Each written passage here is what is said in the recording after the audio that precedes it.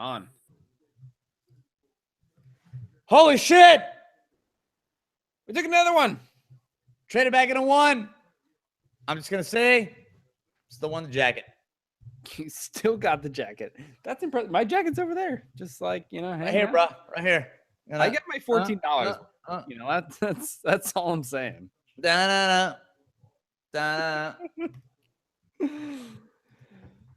Somebody just sent me the Frank the Tank gift. I mean, that's where we're at right now. Frank. Basically. So, I mean, okay. Tell me how you feel about Reuben Foster, because I mean, it's mixed, right? So I think positive side of things, he's obviously a very good football player. And I think he's one of the most highly rated players in this draft class by a lot of people. And so that's good. I mean, you look at what they gave up to get him, right? It was basically just moving up from their high second round pick, moving up a few spots, giving up the 4th rounder that they got from Chicago, from moving back one spot to take Solomon Thomas.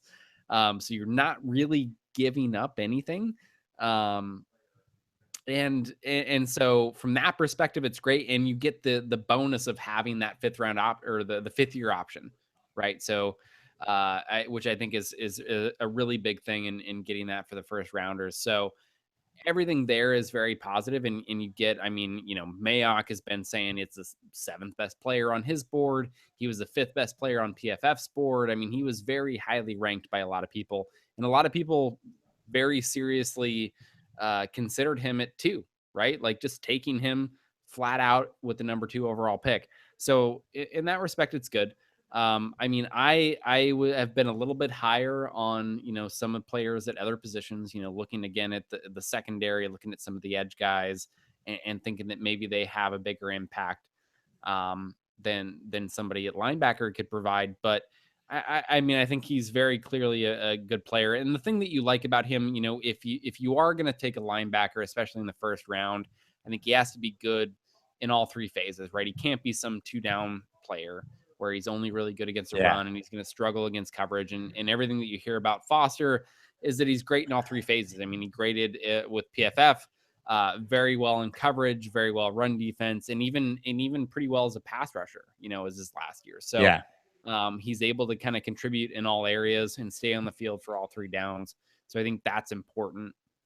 And so I think that part makes you feel good. Again, linebacker, I'm not overly enthused with it, but I think the upside there is great. I mean, a lot of people, the PFF used the player comparison of Patrick Willis for him. So, which is obviously incredibly high praise.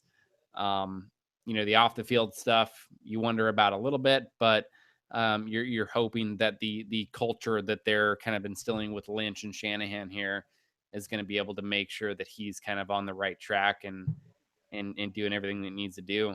The question becomes, what game tape do we want to watch of Reuben Foster? All right, let's pull it up. So I feel like we want to go positive, right? We want to start good again. Let's see what Draft Breakdown has available. We got a lot. Got 12 videos here to choose from. All right, so let's take a look at the old grades. Let's see what we got here.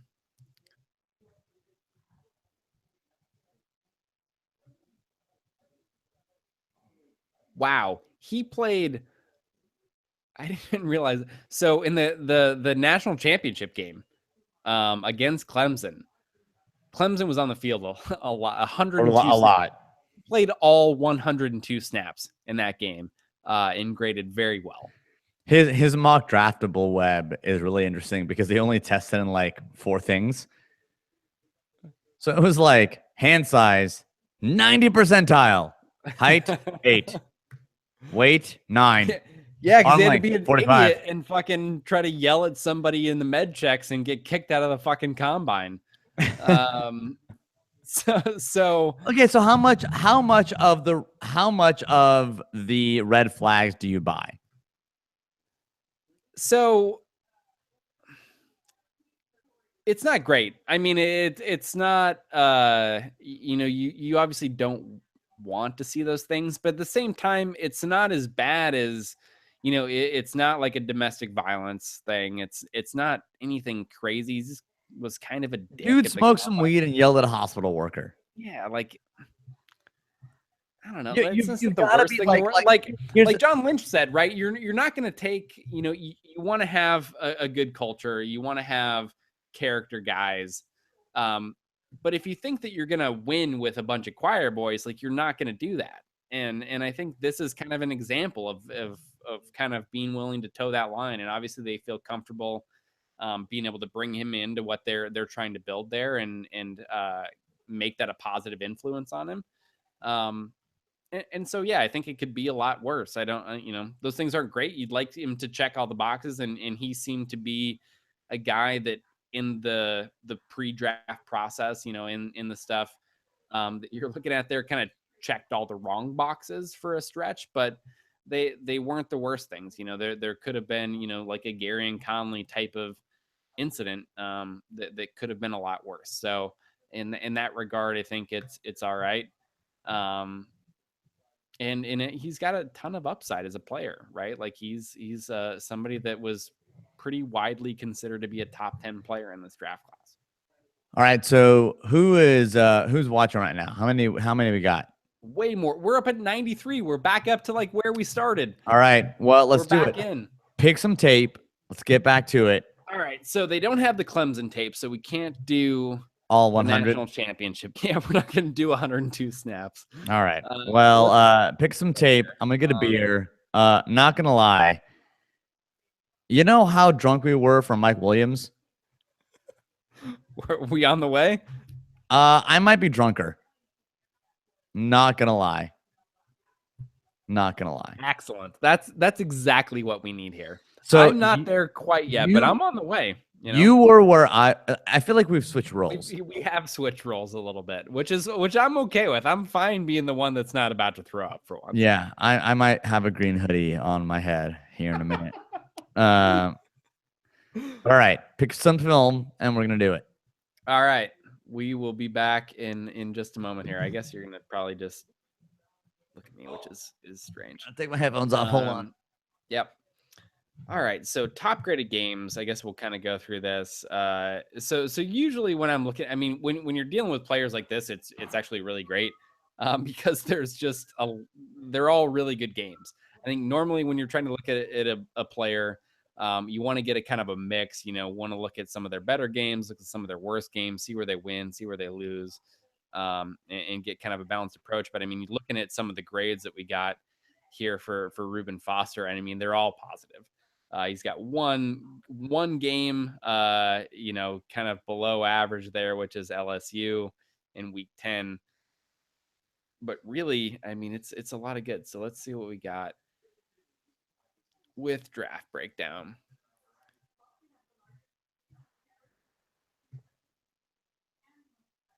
All right, I think we want to go with a positive game.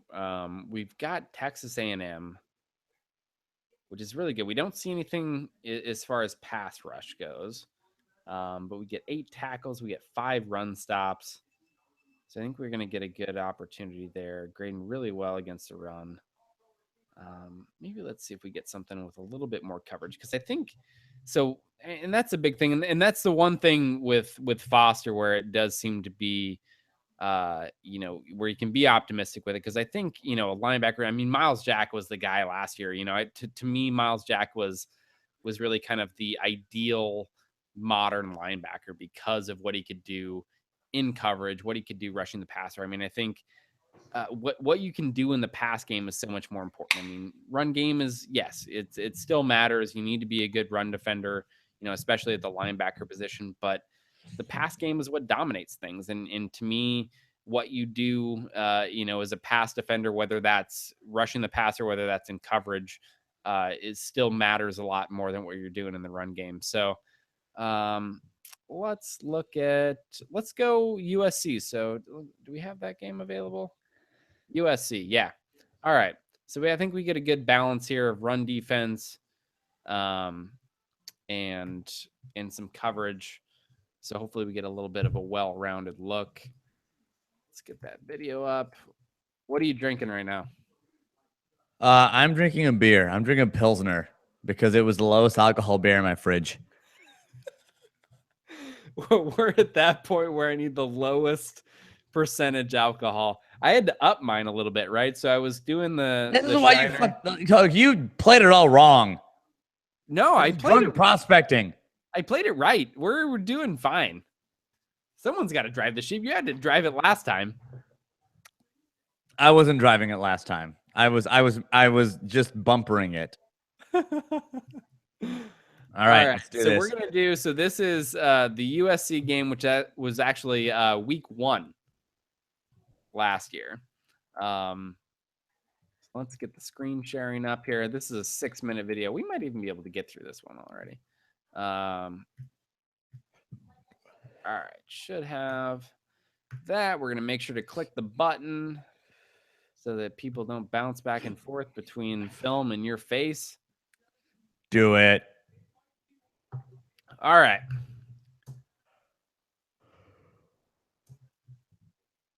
Oh, we get a circle instead of an arrow this time. All right, we're doing. All right, there he is. I think linebacker is you're really looking at you're looking at pursuit range. and you're looking at fill. Yeah, I mean range. So it's kind of a big thing. And I thought so. I was talking with Dan Hatman again after kind of the DB module actually with Scouting Academy, and he was so Howard Mudd is a guy that they're looking actually to bring on for the Scouting Academy. Which really? Awesome. Yeah, and Howard Mudd's definition of range. So you normally think of range as like a safety thing or, a linebacker thing, being able to get sideline to sideline. Howard Mudd's definition of range was, can a player get in position to be physical? And it's really kind of this like, very simple, great definition of range. And so he uses a lot. I mean, it makes sense because you don't get physical on the backside of plays. You don't get physical where plays don't matter. You get physical where plays matter. Yeah. So basically, it's, do you get close enough to plays to matter? Yeah, you want to get in position. So, like, if you're a safety, right, you want to get in position where you can make contact with the receiver. If he's going, on the deep dig route, for instance, you want to be able to break on that ball and get in a position to be physical, hit that receiver and break up the pass. And, with linebacker, I think that definitely applies, right? So we look here at the range, we're going to swing pass to the running back, and we see him cover a lot of ground and get in on tackle there. He's not the primary tackler. But we see him from basically the opposite hash, right? And we remember the college hash marks are much wider than the NFL. So he's kind of on the far end of the field, and we're seeing him get over there and get in on the tackle at the opposite numbers, right? So that's a lot of ground to cover there. Definitely something you like to see. All right, here he is again. It looks like. So what is Alabama's defensive lineman here? So go back and stop. So unlike Stanford was a traditional 3-4. You're looking at Alabama here, and you've got 4 on the line, and what looks like against kind of double stacks. So it's definitely nickel. Basically, you've got 2 linebackers, so it looks like a 4-2-5, and Foster is playing the middle of the field with one of the linebackers cheating towards the field, or the short side. Yeah, so you got one of the linebackers over there to the boundary. They've got 3-on-2 over here. You got 3-on-2 over here. And then you got Foster. So you got your 5-on-5 in the box for the run. So if you're looking run pass option here, and he's kind of cheating over, right? So he can kind of play both because he's over on the short side of the field. With Foster, you're looking at, looks like he's an A-gap guy, and he's being aggressive here, right? So he sees an opening. He's up at the line, shooting that gap, trying to get in the backfield and make a play. And he gets it right. I mean, it was 1st and 10. You think situation, it's 1st and 10. It's a rundown. It's a potentially rundown at least. And that's what they did, and he snuffed it out. And so I actually like this. So here, So again, starts in the middle field. We're looking at some kind of jet sweep action here with this little pitch to the wide receiver. And when you're anything to the outside, right, as a linebacker, you want to pursue inside out. So you want to stick on his inside hip here. You want to make sure that you stay in a relationship where you're kind of trailing him almost a little bit, where you want to force him wide. You He's don't want to flat give on him the that line cut right back. now. So yeah, he takes that, and you can see he's kind of he sees him starting to maybe cut back. Okay, I'm going to break down here. I want to keep that inside leverage on the ball. Okay, we force him back outside. Then we're going to run out and get him. His teammates get him. Humphrey, I mean, that's the one thing. Yeah, Humphrey, man, first rounder There's a right lot here. of good people on this Alabama defense. This defense is stacked. I mean, Humphrey, that was the one thing you hear about him a lot is that he's kind of the most physical, and he fucks that guy up. Yeah, he hits him real hard. Oh man, Alabama's defense. You start getting into the Saban scheme stuff and just all the talent they have there. It's a lot of fun to watch. All right, 3rd and 12. So passing situation.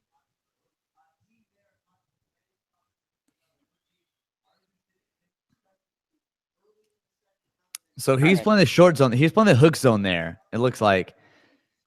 So he backpedals at the snap. So he's playing some kind of zone. And I mean that the at the place at which he makes the tackle, that is basically the either rip Liz or hook zone kind of area. There we go. Oh, here's the other angle. Oh, that's a different play. Just kidding. JK. Yeah, so I think here, you're looking at him. So again, consider the situation. Pass down. So 3rd and 12. So he wants to get some depth in his drop.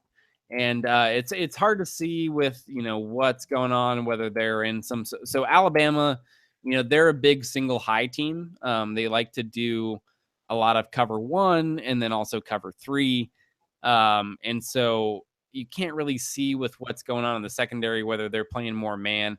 They also like to do a lot of matchup in the middle. So even though when they play cover 1, they like to do, kind of where they take their 3. So you might say like these 2 defenders that you got here in the box, right, are going to kind of man up this running back depending on where he goes. So they're going to key usually on like number 3. So maybe this guy here, you're looking at a 3-on-2 situation in the middle. You got the deep safety, and kind of depending on where those routes break, they'll kind of pick things up from there. So he's the furthest one out. You see number 3 here come across the middle on a crossing route, and he dropped. Yeah, I mean, you're not really looking for him to break up the pass there. Again, 3rd and 12. But make the tackle. Yeah, you want to keep everything in front of you. A lot of teams actually have a kind of like this 5-yard no cover is what they'll call it. So we're not going to fuck with anything within 5 yards of the line of scrimmage. Usually, we're going to get depth in our drops. We're going to sit back here, and if they want to throw within that 5-yard window, that's fine. We're going to come up and make the tackle, right? And that's what you see here, especially on 3rd and 12. Let them throw underneath. That doesn't matter. Come up, make the tackle, get off the field.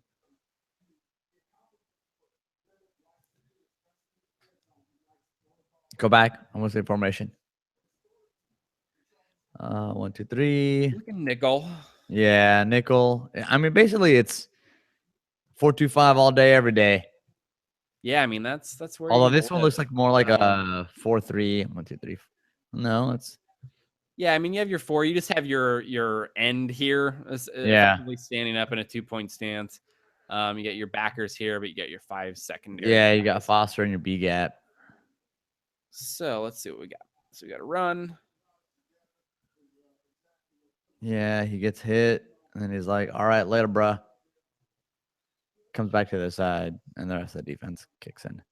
That's fine. Let's move on.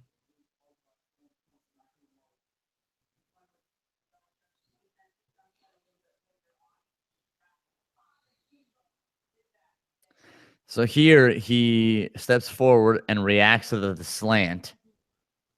So this looks like man, right? So you look everywhere else. You look up here. So 1 from pre-snap.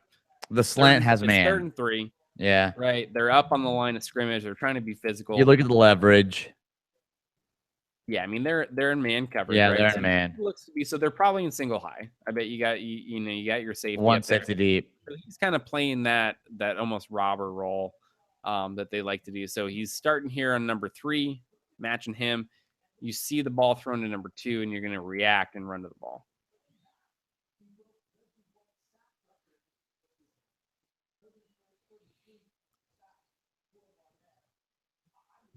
All right, 3x1, 2nd and 6. Ooh, hello.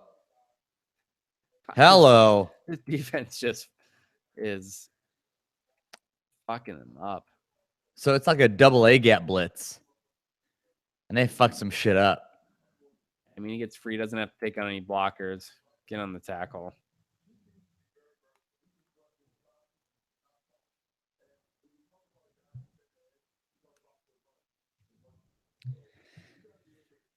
Yeah, like it's pretty legit. And so you see the quarterback take off here. But again, so 3x1, right? So you got your trips here, you got your one receiver here. So this is kind of the guy that he's going to have to worry about, him in the back in coverage. You get that's what you love from linebackers. Like, I love seeing that. Getting reroutes is so big, especially when you're talking about, the scheme that the 49ers are going to be running. So I think we really expect him to be the will linebacker. Yeah, the weak side linebacker. So you're going to have Navarro Bowman is your Mike in the middle linebacker. Probably Ahmad Brooks is your Sam. Probably Ahmad Brooks. That guy is like herpes. Can't get rid of him. Can't get rid of him. Yeah, maybe that's Aaron Lynch a little bit too. I could see him. If you have Solomon Thomas. Yeah, at Leo. Just trying to think of getting your best guys. Like, I really just don't know that Ahmad Brooks is one of the best 11, right? I honestly, I would put money on Brooks being out there at Sam other than Lynch. Yeah. I would put money on that. He doesn't go away. He's like a fucking virus. He's a barnacle. So I don't know. I could see Lynch getting some time there with Solomon Thomas, potentially taking some Leo responsibility.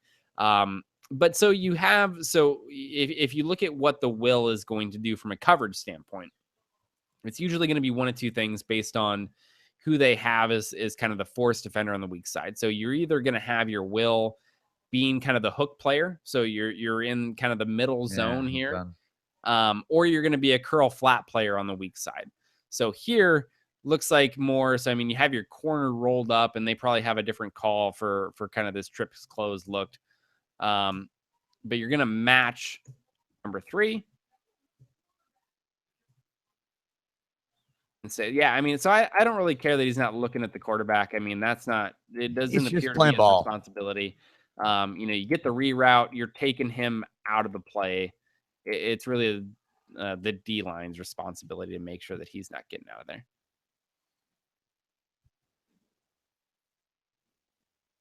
Attacks the inside guy again. Hard to see. Yeah, I can't really see a whole lot of. Yeah, I mean, he seems just like such a will to me.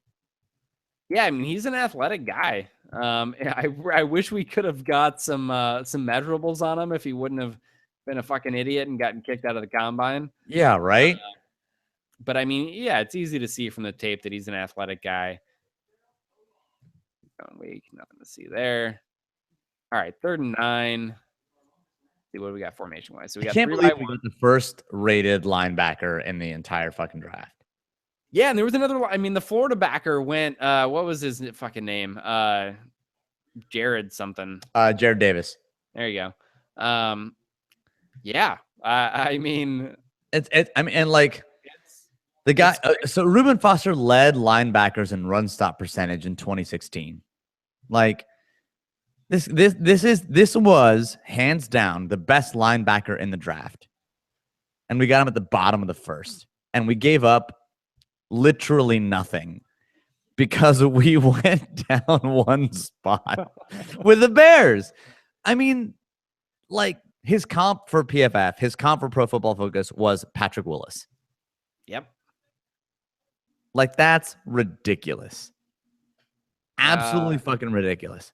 I mean, we've talked about so much how, the 49ers were kind of spoiled with linebackers, right? How, like, we Yeah. talked about having Willis and Bowman on the same team is not normal. Like, that's not something that you should expect as like a normal thing on teams, because you just don't get that. And it did allow them, especially in the scheme that they were running under Vic Fangio, it gave them a lot of flexibility, right? It really did a lot of things, allowed them to rush four. They could put fewer guys in the box because they could count on those two to really stop the run. So if you have somebody like that is at that caliber, as much as I really don't think that linebacker is as important as you have your secondary or D line players. If you have somebody that can contribute in all three phases, he can still be a valuable player for you for sure. Dude, so he had 300 coverage snaps. And he basically had 22 total pressures when he rushed on 93 rushes, which as a pass rushing productivity puts him at 23%. That's ridiculous for a linebacker. Yeah. Yeah, I mean, like his coverage, he was the 8th highest graded pass coverage linebacker for PFF. His pass rushing productivity, if you look at just the ones where he rushed, was 23%. Overall, this is a guy who can blitz. This is a guy who can cover. And while he didn't test, the film looks like he's got athleticism. I mean, this guy's fucking dope. As long as you don't put him in a hospital. As long as he's literally not on dope. I like the aggressiveness though. I mean, you see here, so 3rd and 9. So he shoots a gap. Gotta be aware of draw, especially back, in this. Yeah, he sees the guy turn. Well. He's reading his keys here. So when you're a linebacker, you're reading the guard. And if the guard pulls, if the guard sets, if the guard, does what he's gonna do, you read the guard. And that's what he did. He read the guard and he shot the gap and he blew the play up. Yeah, and linebackers have with the gap responsibility stuff, linebackers are a little bit more flexible, right? So usually your D linemen, they're going to have an assigned gap, and you really want them to be there. With linebackers, they do have an assigned gap, but depending on the direction that the run goes, they're going to have some different responsibilities. Some of them are going to have more flexibility to kind of get out there and basically be able to read the play and go find the ball. Like we said with Wade Phillips, gap responsibility is important, but it's more important to find the ball and get the ball carried to the ground, right? Yeah.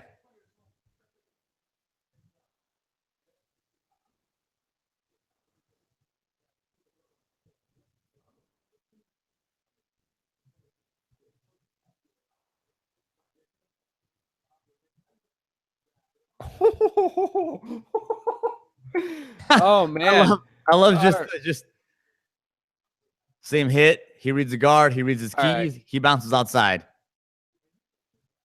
Here he is. Steps up. We get a zone run, right? Yeah. So we get outside zone run. It's gonna bounce. So you get your edge guy over here. I think. And look at him. Right now he's reading. Look at his eyes. His eyes on the backfield. He's reading.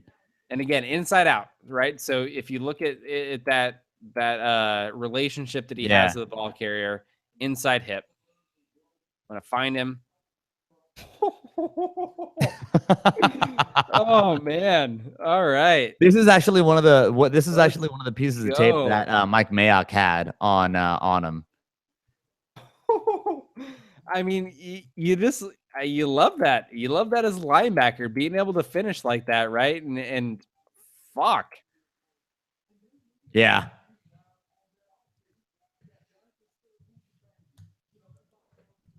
Man, all right, 3rd and 17. So this is big draw territory. Oh, look at that blitz. Woo! Yes. Get it. It's like Chris Borland, but actually making a tackle. Oh, man. All right. So, oh, yeah, getting in the backfield. R.I.P. Chris Borland. I'm sorry. I didn't mean to do that to you. Yeah, they're trying to do like a little trap here. I don't like.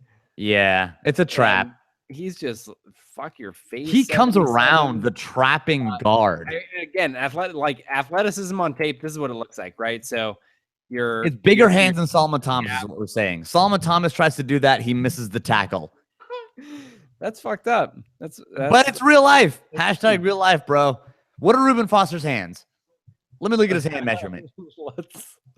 Let's pull it up. Let's pull it up. Where's Reuben Foster? Let me get this draft guide. Hold up. Dan Brugler, what you got? Linebackers.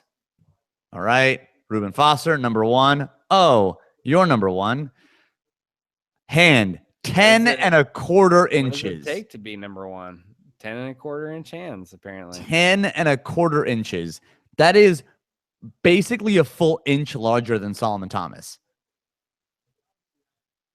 Yeah, it's he's the only God. Why couldn't he have? He's one of only 2 linebackers on 3 Sigma Athlete that don't have a spark score because he fucking wasn't there. He got kicked out because he yelled at a fucking. So frustrating. I'm gonna look at defensive lineman Solomon Thomas. I'm gonna look at Solomon Thomas' hands real quick. Hold on. Solomon Thomas' hands. Solomon Thomas is like 9 and a quarter, 9 and 8, 9 and 3/8, something like that. 9 and 3/8. Yeah. 9 and 3/8. Yeah. Whatever. 4/8 would be 9.5. So just shy of 9.5. And Foster is what? 10 and a quarter. Yep. So basically 3/4 of an inch bigger. I'll ask you this. If you had 3/4 of an inch more of a penis, how happy would you be? I don't know. I'm pretty happy right now, so I don't know if it makes. Yeah, you're pretty happy right now, but if you had 3/4 of an inch more, it'd probably be good. Yeah, I mean, it'd be better. It's good. Hurt. It's it good. Hurt. It's good. Look, no, trust me, it would hurt. That's the point. That's the point. Oh man, that's what I'm trying to do here. Oh, we've reached that point. All right, let's watch. Hey, we said drunk prospecting, motherfucker. We're finally getting it. Version 2.5. We didn't think we were coming back, but we're back. I'm gonna get a beer. I'll be back. Do it. All right, 1st and 10.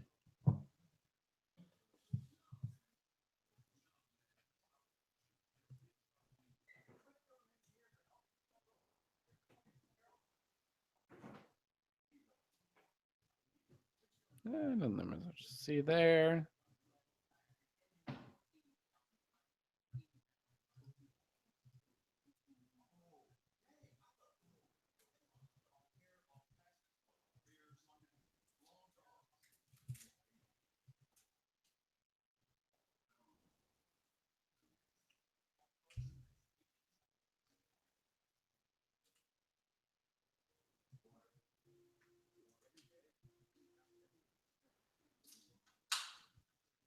You can kind of see that there. So you can kind of see what I was talking about with the no cover zone, right? So you got your line of scrimmage here. You get your drops. And it looks like he's kind of keying on him. Keying on the back of the backfield. So keying on number 3.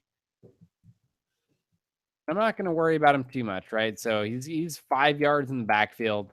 I'm going to get my depth. And then if they're going to throw it there, I'm going to react. And I got time.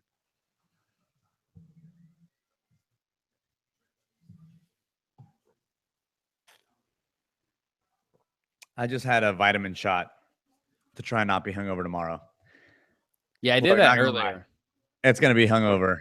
I did that before we got started. I don't know if it's going to help, but yeah. All right, 2nd and 8. So what do you think about the shoulder issue? Honestly, I don't even know that I'm that familiar with the shoulder issue. Do we know exactly? Apparently he tested like there were some medicals out on him that his shoulders may not be good. What the fuck is it with Alabama players and shoulders? I mean, that was Alabama runs them into the ground, bro. Jonathan Allen, right? Is the same thing. That was really, probably what caused him to go down all the way to 17. Yeah, that sucks.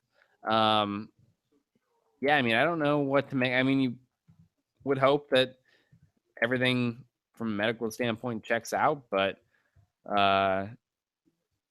yeah, hopefully it's not anything that's going to be a long-term concern.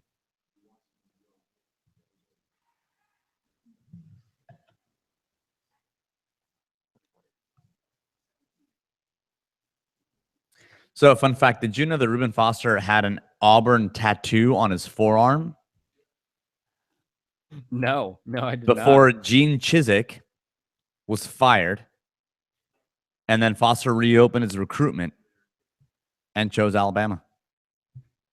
Wow, that seems like a mistake. Yeah, I mean, look, tattoos are forever. That they This is really why are. I only have one of them.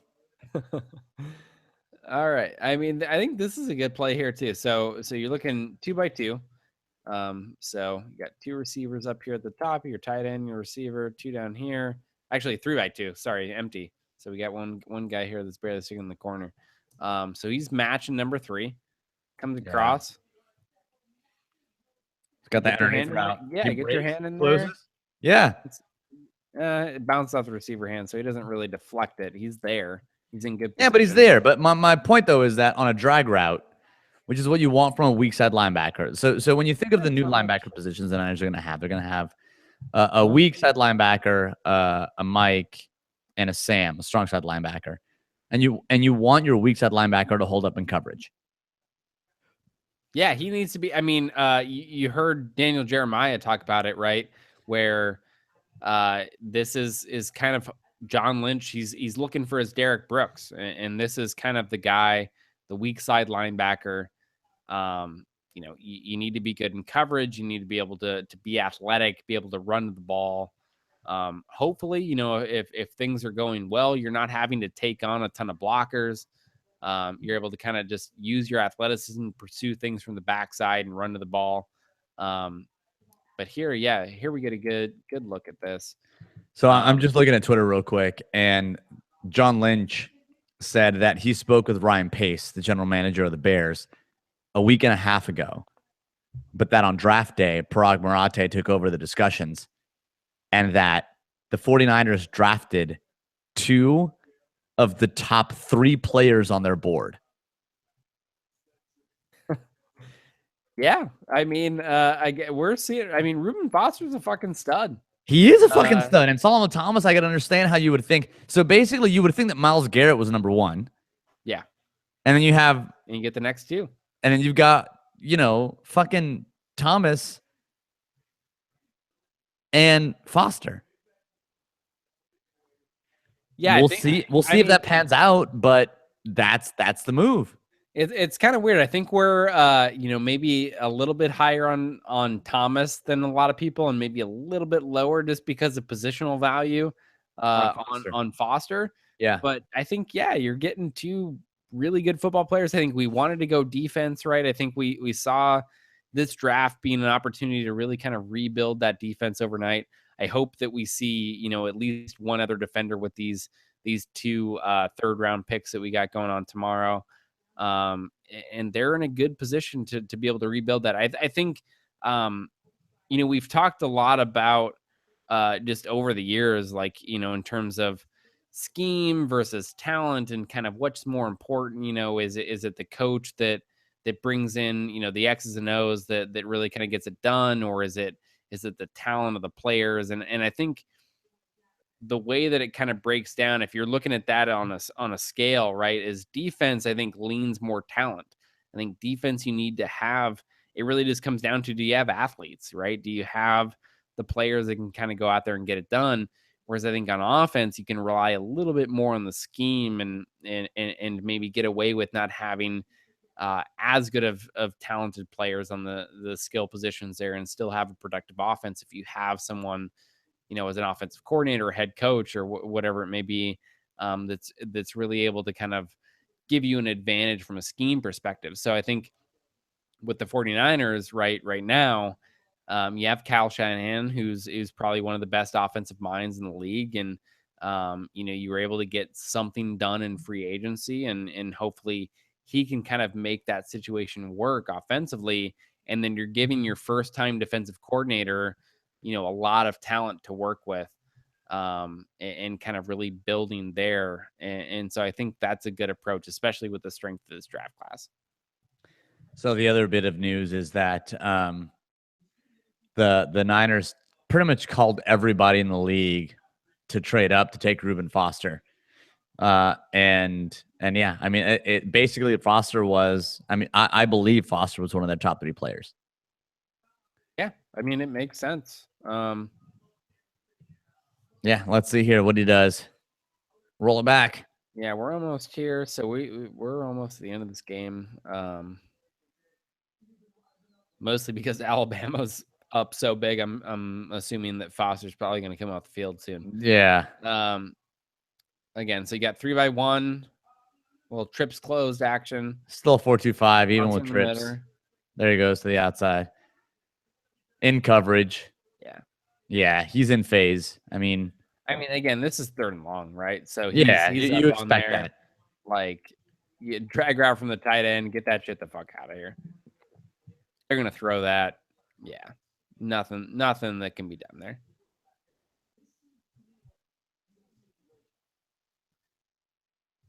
God, can you believe that fucking Mahomes went to Kansas City? Poor Alex Smith. I'm sorry, Alex Smith. I'm real sorry. All right, don't get to see him much there. Let's see.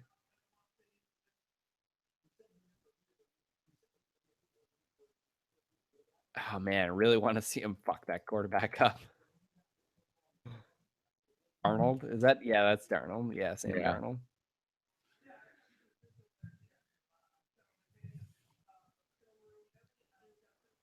$38-3. Wow. So Lynch just said if the Bears would have taken Solomon Thomas at 2, the Niners would have taken Reuben Foster at 3.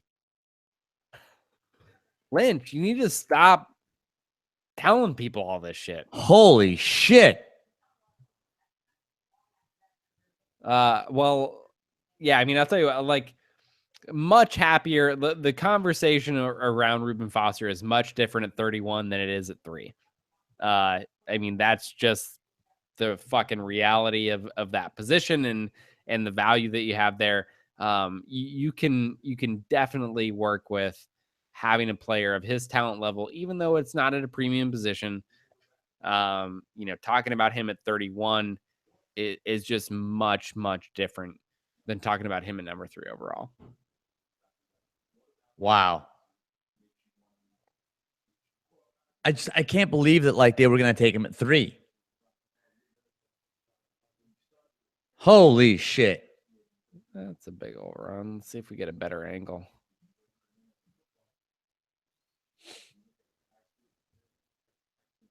Nope. Played on a lot of nickel in this game. It's a new base. Where you live. So basically it's Bowman and Foster.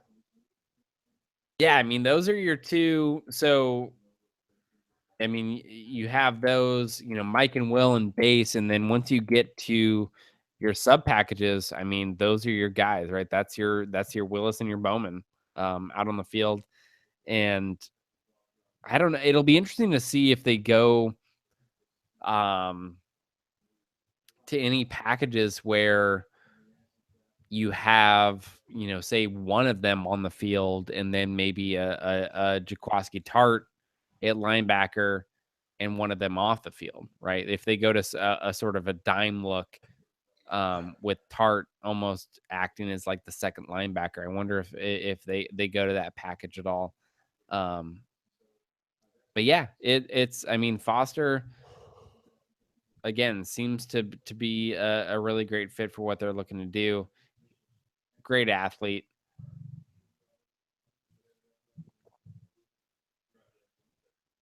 And you see the play strength too. I mean, you saw it on the hit there. You see him taking on lead blockers here. Yeah. There are, look, I played high school football and I played rugby in college, and there were some people who would hit you and you were like, you know what? You're not that big, but for whatever reason, it feels like when you hit me, it fucking hurts way more than it does when a big ass dude hits me. And it, to me, it was hips. It was just the way that you unloaded, the way you coiled and the way you unloaded with your hips was what differentiated you between a half-ass hitter and a big hitter. And Reuben Foster, to me, seems like a big-ass fucking hitter. Yeah. I mean, he's a physical player. He's someone that I think is going to bring.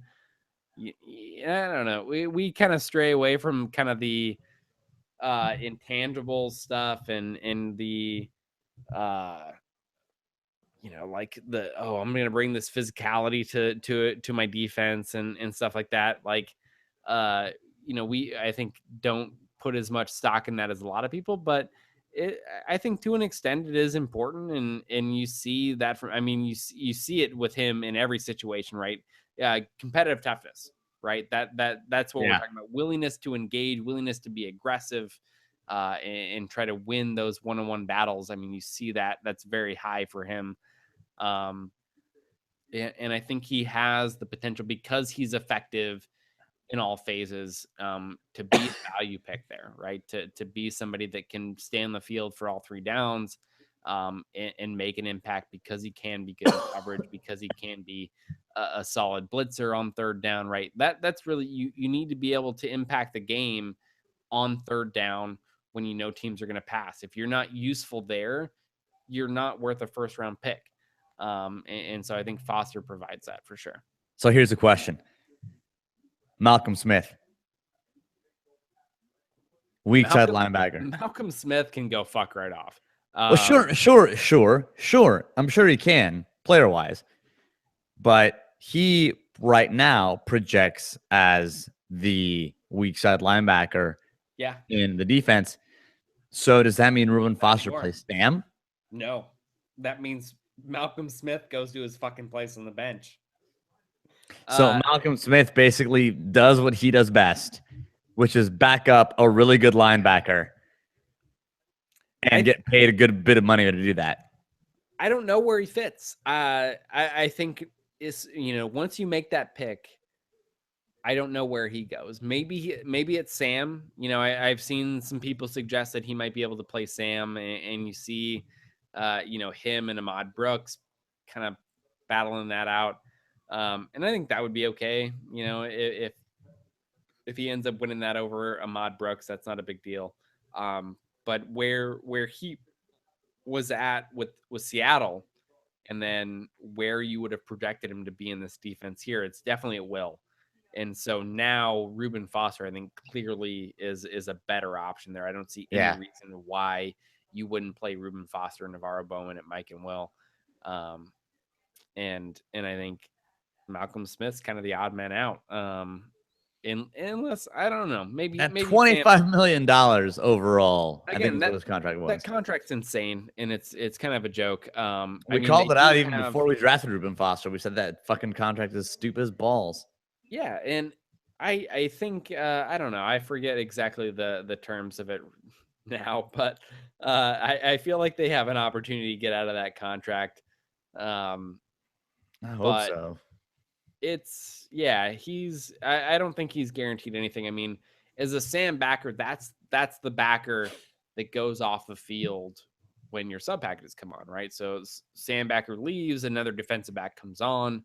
That's your nickel package. And so I don't see him getting a large percent of the snaps, whether it's him rotating in, at will, whether it's him playing just Sam in base, like whatever it is. I just don't see him getting, more than like 25, 30, 35% of the snaps. Yeah, I will say this, though. There are leaks still in the 49ers building. Whether or not they're planned or not, there are still leaks. Because Reuben Foster, about a week ago, I feel like Reuben Foster was the guy that everyone was like, oh, Lynch loves him, and they would draft him, but there's too many red flags.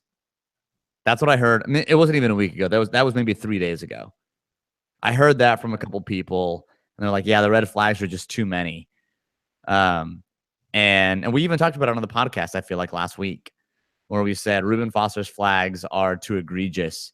And there you go. I mean, it's clear that he was high. I mean, it's obvious. Lynch just said he was the third person on a draft board.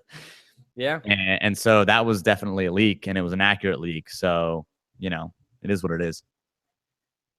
Yeah, it's weird. I mean, I just have no idea what to think about everything that Lynch is saying, right? Like it's it's this weird combination of like, oh yeah, I'm the new GM in town, and I got all my new GM buddies giving me advice, and I really have no idea what I'm fucking doing. With okay, we think he's a pretty smart guy, and he seems to have a decent plan in place, um, and at least being willing to delegate, right? At least being able to know that Yeah. I have a talented evaluator in Adam Peters, and I have Kyle Shanahan and this coaching staff that's a talented group, and being able to take their advice and uh, incorporate that into the decision making process. So at the very least, he seems to have that.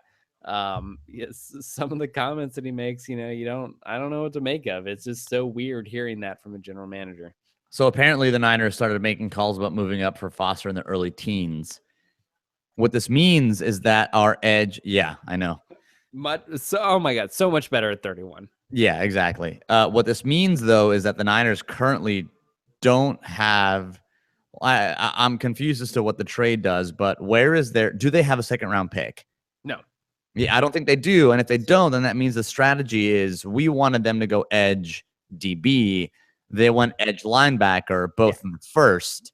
Yeah. And again, it kind of falls within what we wanted, which is to rebuild the defense. And so this is kind of loosely what we wanted. I think I'm more okay with it because they got the consensus best player at a position at the end of the first round. Yeah, and I think linebackers have historically shown to be a little easier to project, relative to most positions. Usually the guys that are taken in the first round, every once in a while you have your Aaron Curry or players like that don't work out, but relative to other positions, I think it's a little easier at linebacker to be able to say, yeah, these are the guys that are super talented and are able to come in and be all pros. Um, so you like that, but yeah, I think they're still going to have an opportunity in the third round, having two of the first three picks, to be able to get quality defensive back. Hopefully, I really think they need a corner with one of those picks. And then maybe tight end, tight end, corner and tight end is kind of what I've had in mind for the third round, day two area. And I think we didn't see nearly as many cornerbacks go in round one as we probably would have thought based on just the overall talent in this class. So I think there's going to be some guys available there, that they'll be able to take and that will fit with what they want to do. Yeah. So final thoughts, just kind of on trade value in general. I think Chase Stewart, who is someone that we respect a lot, put out an article on the breakdown for trade analysis, and he talked about number one, the trade the Niners made with the Bears, and he said that basically it was an evens trade if you looked at the traditional charts.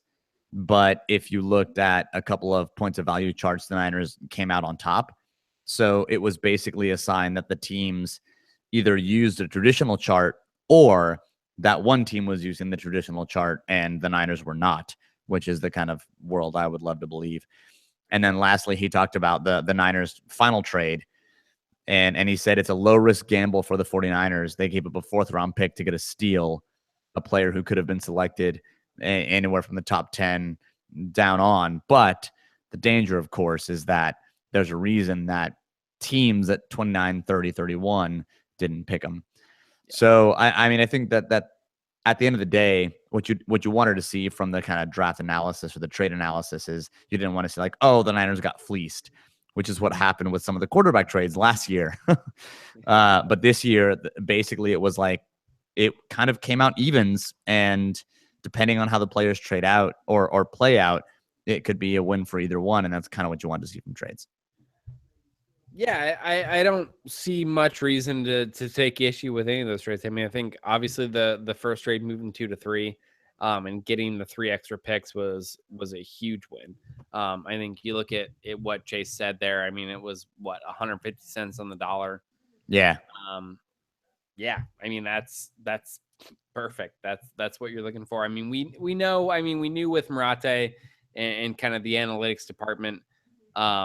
the 49ers kind of put more stock into that than I think a lot of teams do at this point. So we knew that they probably used a more accurate trade value chart than some of the other teams are using. So they seem to get an advantage there. And then again, giving up for what looked to be like the third player on their board, giving up an extra pick that they didn't have before. Yeah. They gave up seems to be nothing. really good. Yeah. I mean, they're moving up and it's 3 spots, right? So they moved from 34 to 31. They give up a pick that they didn't have before in order to move up that. So yeah, I think it's hard to really take issue. Normally I would be like with the Josh Garnett situation, right? It's like, okay, I don't know that moving up for a guard was really worth that, but in this situation, moving up, you're talking 3 overall picks, giving up a selection that you didn't have before the day started. Hard to take issue with that, especially when you're getting a top player at his position. So Nick Wagner just tweeted, Kyle Shanahan told me he expects Reuben Foster to play inside, but can also play the will. Foster Bowman will likely occupy those 2 spots. Yeah, I mean, however you want to do it. I mean, if you think that Bowman is the better will, and then you want to put him Mike, put Foster at Mike. I mean, that's fine. Malcolm Smith at Sam. Do it. Malcolm Smith at Sam. Malcolm Smith on the fucking bench is really where we need to go with that. Malcolm Smith not on this team. Is really I know. Where All right. Things to go. I mean, if Bowman stays healthy, if Foster's shoulder is good, you're looking at a great pair of linebackers there. And I think what you have at Sam, you can get by with an average or worse player there. All right, I think that does it for the draft recap. That was Drunk Prospecting Volume 2, and I guess Volume 2.5. 2.5. Yeah, so we'll figure out how to post both those up on the interwebs. For those of you who stuck with us, thank you. And I'm sorry that I got drunker than David this go around, but that's the teeter-totter, the seesaw of it all. So yeah, that about does it. I guess thanks for joining. And as always, go Niners. David and the tape. About to throw up. About to